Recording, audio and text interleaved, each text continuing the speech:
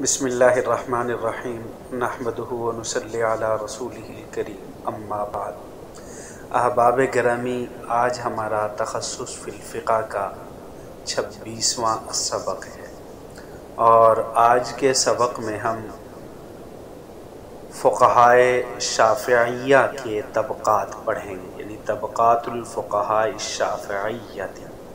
یعنی جیسے حنفیہ نے اپنے فقہاء کے 7 طبقات بیان کیے تھے، اور ہم یہ سب پہلے سبقوں میں ان کی تفصیل پڑھ چکے ہیں، اسی طرح شوافع نے بھی اپنے فقہاء کو 5 طبقات پر تقسیم کیا ہے، اور حافظ ابن صلاح علیہ رحمہ نے ان 5 طبقات کی تفصیل بیان کی ہے۔ سب سے طبقات فقہاء شافعیہ میں جو پہلا طبقہ ہے، یہ پہلا طبقہ مجتہد مطلق مستقل کا ہے، مجتہد مطلق مستقل کا طبقہ ہے۔ ابن صلاح علیہ رحمہ نے ان کی تعریف اپنے الفاظ سے کی ہے۔ یہ وہ شخص ہے جو بغیر کسی کے تقلید کیے اور بغیر کسی کے مذہب کے پابند ہوئے مستقل طور پر شرعی دلائل سے شرعی احکام حاصل کرتا ہے۔ انہوں نے مستقل کے الفاظ اس لیے کہے ہیں کہ اس سے مجتہد منتصب اس سے خارج ہو گیا ہے، اس کا احتراز ہو گیا ہے۔ اور اسی طریقے سے دوسرے طبقے کے فقہاء کون ہیں؟ ان کا نام مجتہد مطلق منتصب۔ یہ کون ہیں؟ یہ وہی ہیں جن کا بیان پہلے امام نووی علیہ رحمہ کی کتاب المجموع شرح المہذب کی عبارت میں ابو اسحاق اسفرانی کے حوالے سے کیا گیا ہے۔ یعنی کیا مطلب، وہ کیا بیان کیا گیا ہے، اسی کو ذرا دیکھیے مختصراً۔ یعنی یہ وہ فقیہ ہیں، کون سے؟ مجتہد مطلق منتصب کون ہیں؟ یہ وہ فقیہ ہیں جو امام شافعی علیہ رحمہ کے طرز اجتہاد کی پیروی کرتے ہیں، اور ان کا اجتہاد امام شافعی کے اجتہاد کے موافق رہتا ہے، اس لیے ان کو امام شافعی کی طرف منسوب کیا جاتا ہے۔ اس نسبت کی یہ وجہ نہیں ہوتی کہ انہوں نے امام شافعی کی تقلید کی ہے، بلکہ ان کا اجتہاد امام شافعی کے اجتہاد کے موافق ہے۔ اسی طبقے میں امام مزنی علیہ رحمہ، امام ابو ثور علیہ رحمہ اور امام ابن منذر علیہ رحمہ جیسے حضرات شامل ہیں، جیسا کہ انہی کا ذکر امام نووی علیہ رحمہ نے اپنی کتاب المجموع شرح المہذب کے مقدمے میں بھی ذکر کیا ہے۔ لیکن ابن صلاح علیہ رحمہ فرماتے ہیں کہ میں یہ کہتا ہوں، ان حضرات سے تقلید کی بالکل نفی کرنے کا دعویٰ درست نہیں ہو سکتا،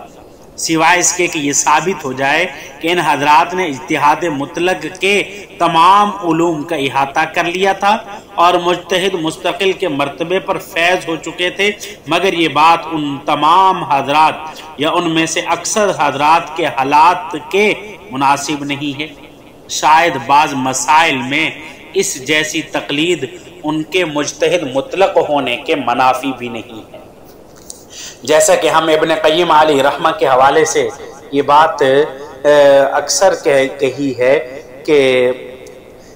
جیسا کہ حضرت ابن قیم علیہ رحمہ کے حوالے سے یہ بات اکثر کہی جاتی ہے کہ یہ وہ حضرات ہیں کہ جو مستقل مجتہد کے مقام پر پہنچ چکے ہیں، یعنی ان کا علم کا احاطہ اتنا ہو چکا ہے کہ وہ مستقل کے مرتبے پر فیض ہو چکے ہیں، تو اس وجہ سے یہ دوسرا طبقہ جو مجتہد مطلق منتصب کا ہے۔ اور آگے تیسرا طبقہ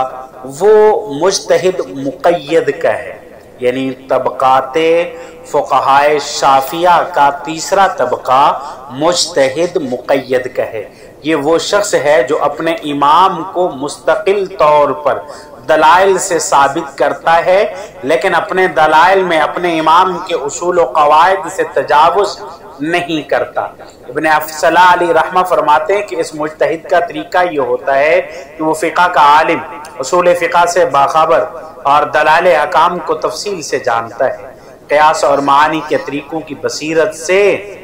واقف ہوتا ہے اور تخریج و استنباط کے مسائل میں خوب مشقت اٹھاتا ہے، اور اس کے امام کے مذہب کے جو غیر منصوص مسائل ہیں ان کو امام کے مذہب کے اصول و قواعد کے ساتھ ملک کرنے میں نگران کا کردار ادا کرتا ہے، اور یہ تقلید کی ملاوٹ سے خالی نہیں ہوتا، کیونکہ مجتہد مستقل کے مقابلے میں بعض علوم اور ذرائع کم ہوتا ہے،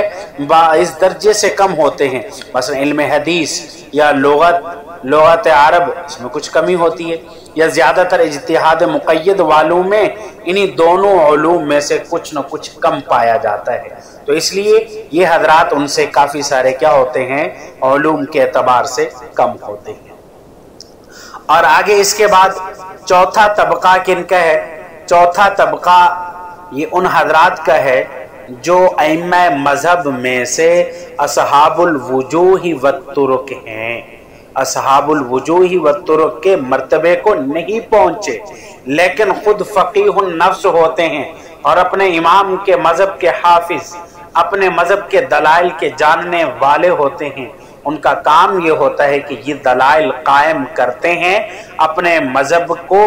دلائل سے مقید کرتے ہیں، مسائل کی صورتیں بیان کرتے ہیں، اضافی باتوں کو حذف کرتے ہیں، تمہیدات قائم کرتے ہیں، مسائل کو ثابت کرتے ہیں، مختلف اقوال کا موازنہ کرتے ہیں۔ یہ ساری باتیں انہی کے اندر پائی جاتی ہیں اور ان میں باہم ترجیح دیتے ہیں، لیکن یہ پہلے طبقے والوں سے درجے میں کم ہوتے ہیں، یعنی یا تو یہ مذہب کے حافظ اور یاداشت میں ان حضرات تک نہیں پہنچے جو اس سے اوپر والا درجہ ہے،